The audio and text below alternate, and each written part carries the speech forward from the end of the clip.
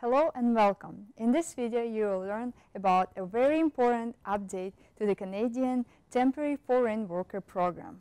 Last summer, the Canadian government announced major changes to this program, which would come into effect January 1st, 2015. The program will be divided into two separate streams. The first stream is the International Mobility Program. It will fall under the responsibility of Citizenship and Immigration Canada and will focus on high-skilled employees. We will pay special attention to the IMP stream in another video.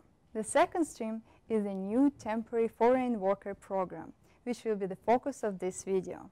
This stream refers to a program under which Canadian employers must obtain a labor market impact assessment, commonly known as LMIA, and formerly known as Labor Market Opinion, or LMO. Next up is Dr. Alex Titov of World Migration Group in Vancouver with a more detailed look at the most important changes surrounding the new Temporary Foreign Worker Program.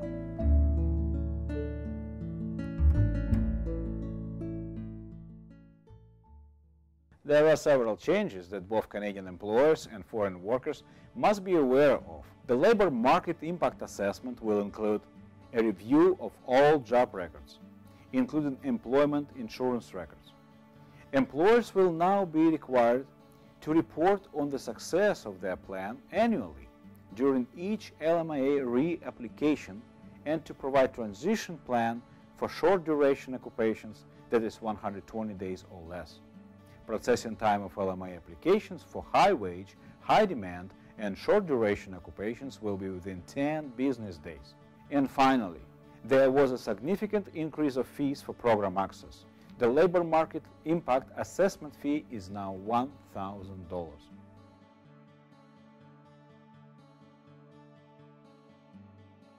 The new LMIA application form requires far more details. For example, Canadian employers will be required to go into details about their recruiting efforts to confirm that no Canadian is available to do the job.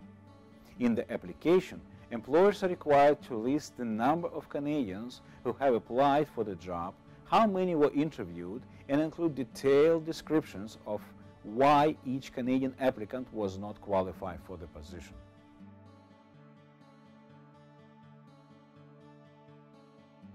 The standard application is extensive and is publicly available on the ESDC website, but simply filling it out and sending it off is not enough.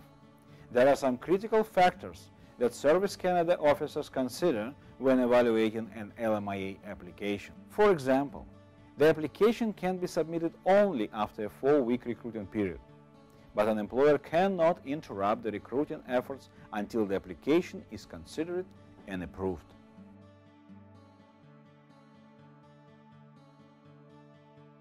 First and foremost, now the employer must post all mandatory information directly in the advertisement. A link to a more detailed job description is just not acceptable. An employer can withhold certain information in an advertisement, for competitive reasons, for example. But of course, the employer must justify such an omission. Also very important, ads for LMIA purposes must post wages. The Internal Service Canada directives indicate that the wages can be posted as a range, but the low end of the range must be at least the minimum salary possible for the position in that location.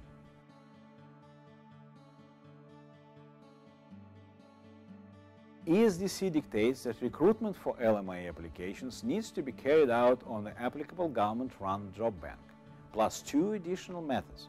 It is critical that those methods are different, both from each other and from the first initial posting. Only one of the 2 postings can be to a general employment website. For example, you cannot use Monster and Workopolis to satisfy the requirement for the 2 additional postings. Another example is only one of the 2 postings can be to a social media website.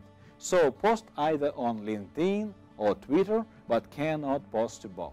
Another requirement for the use of the website, such as Kijiji or Craigslist, is to explicitly state that underrepresented groups are encouraged to apply. But, just to be clear, employers can ignore any request for employment if the candidate is incompetent or underqualified, regardless of ethnicity or association with a minority.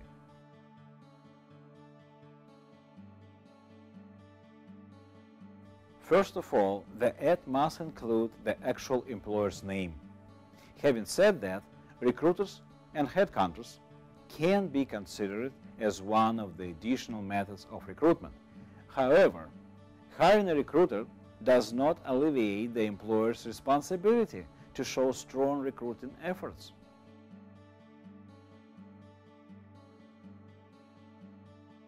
Canadian employers in general require assistance with proper submission of the actual application and supporting documents. We craft training and transitional plans and help them to justify the proposed position.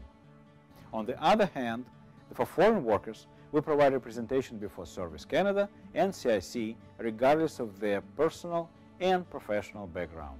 What we have found particularly effective is to set up a private interview with both the employer and the employee present, so both parties are aware of the requirements and clearly understand the scope of work. After such consultation, all parties understand each other and cooperate better. At the same time, the cost of legal work and wasted time decrease. As you can see, these changes represent the most significant reforms in years and affect nearly all aspects of employment and recruitment of foreign workers in order to protect the Canadian job market. Employers cannot simply ignore them, and they must be aware of the changes and comply with the rules. Hopefully, we have covered questions you may have had about the new LMIA application process. To find out more, visit vimmigrate.com or contact World Migration Group directly. Thank you for watching. See you next time.